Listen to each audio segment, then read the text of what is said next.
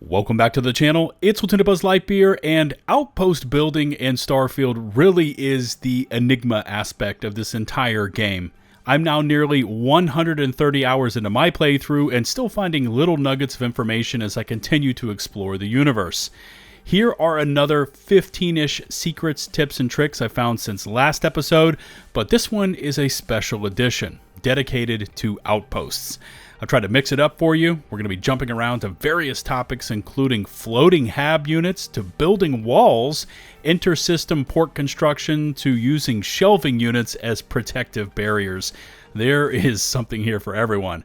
Thanks again for the awesome levels of support you've continued to show my Starfield uploads. In case you haven't yet done so, please hit subscribe and ring the notifications bell to receive my latest upload alert. Likes, comments, shares are, of course, greatly appreciated. Chapters are available for easy viewing, and let's get this one rolling.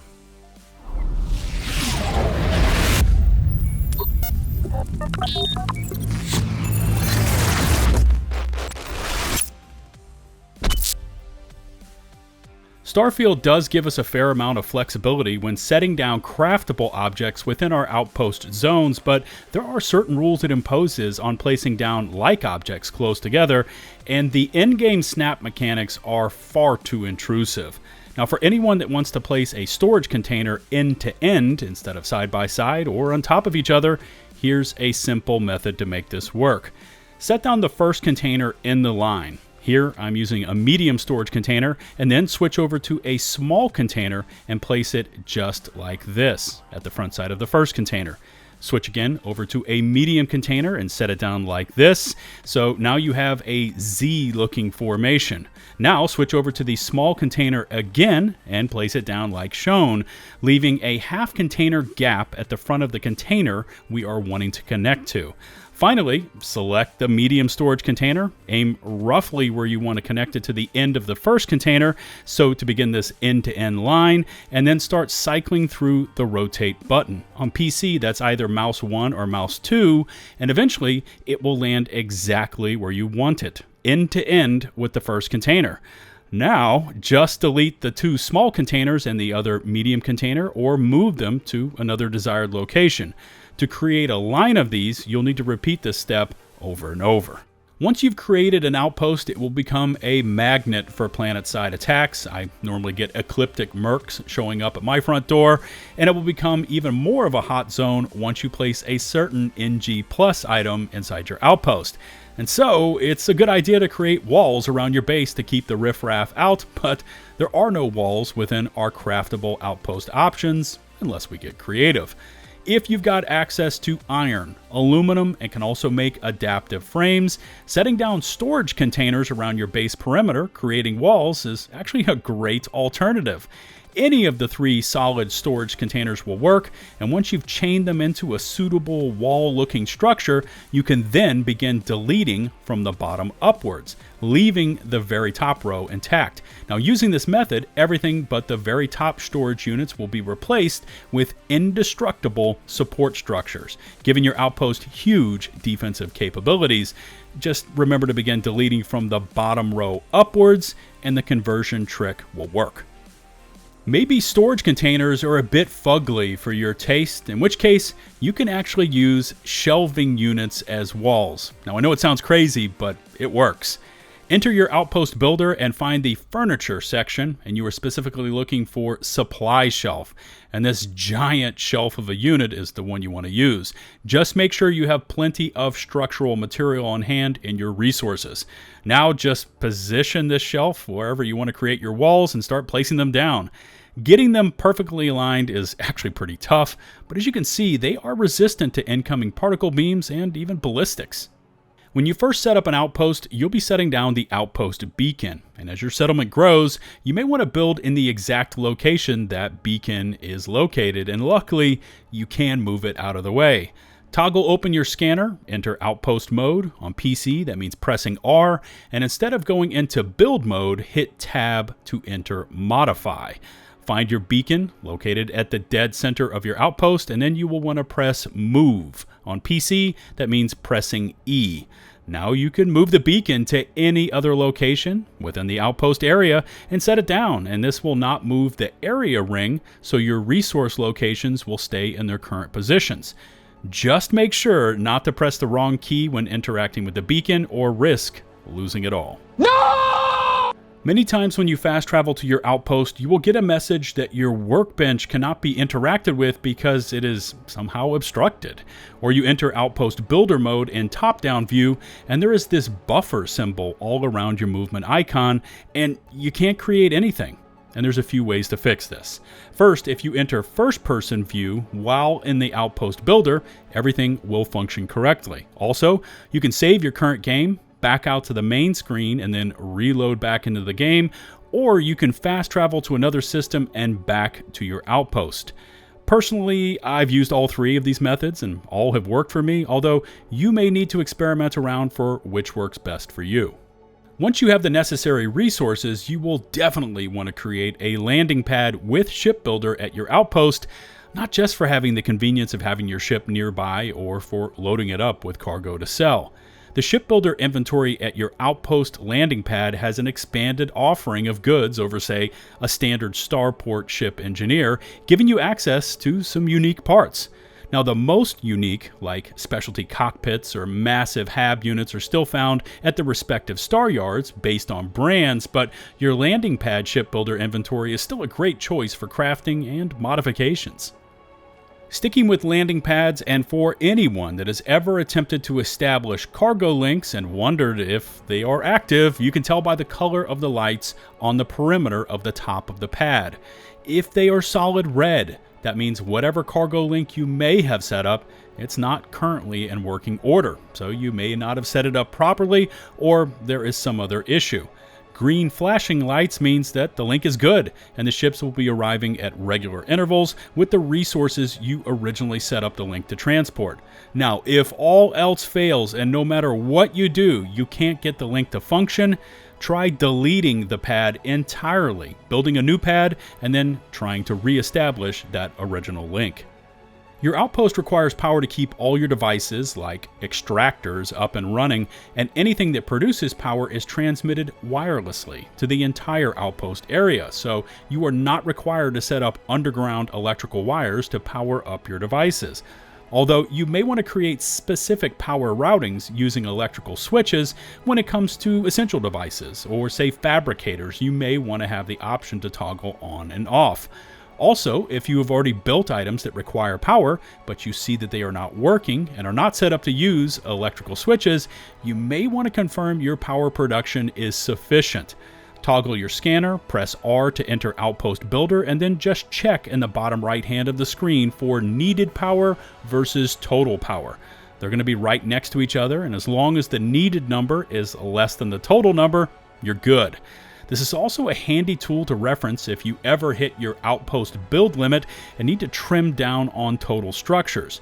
You may have too many power devices at your base and could possibly lose a few or maybe consolidate them into a larger, more powerful device. You do have the capabilities of creating some sweet looking floating hab units, and it's actually pretty easy to do. First, open your Outpost Builder and find the 4-wall hab double. And this may require you to toggle through the different variants. For me on PC, that means using Q or T to find it. Now, once you've got the 4-wall hab double structure in place, toggle back over to the 4-wall hab, which is a single floor unit, and attach it to the side of the double structure where you want to make the hab float. Then select a cool looking hab unit that is going to be the top floor, so it's going to be that floating unit, and place it on top of the single floor 4-wall hab unit you just placed down, making the structure look like this. Now, tab into Modify mode and attach to the ground floor 4-wall hab and press the Move key. On PC, that means pressing E. And then you're going to move this bottom floor hab unit away from its current location and far enough away from your creation that it leaves the cool looking hab floating up in place.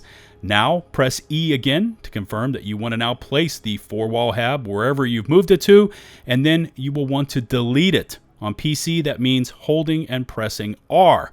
It is done, and now you have a Floating Hab unit. And FYI, if you try to just delete the bottom floor hab while it is still attached, it will delete, but then place a supporting structure underneath your cool looking hab, and it won't give you that floating effect.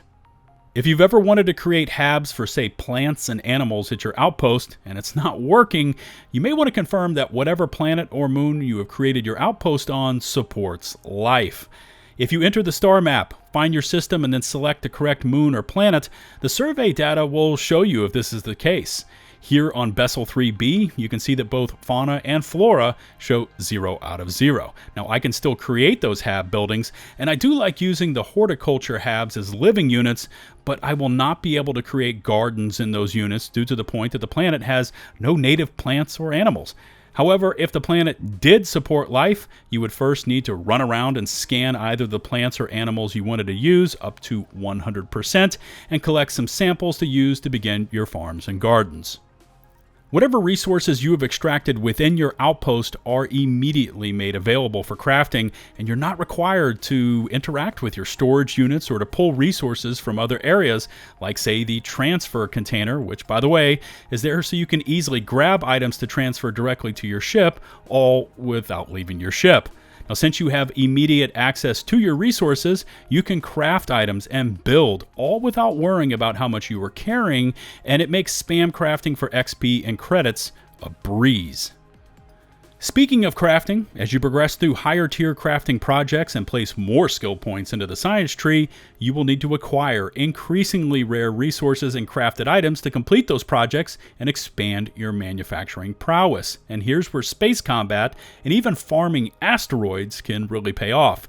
Now, I chose the wanted trait when I created my character, so about every 2 to 3 destinations I travel to in space, I am met with some form of space combat, and once you've finished off your attackers, they will leave behind floating resource caches that can contain, yes, credits and basic items, but also some rare resources and crafted items as well. Asteroids do much the same. Sure, you'll blast a few away and get nothing but water and iron, but I've also found some really rare minerals here as well, and once they are in your ship's cargo hold, they are made immediately available for your crafting projects, well, at your outpost. If you've ever finished up a project knowing that you did not have the required items, your past adventures and ship cargo loot may have been the reason.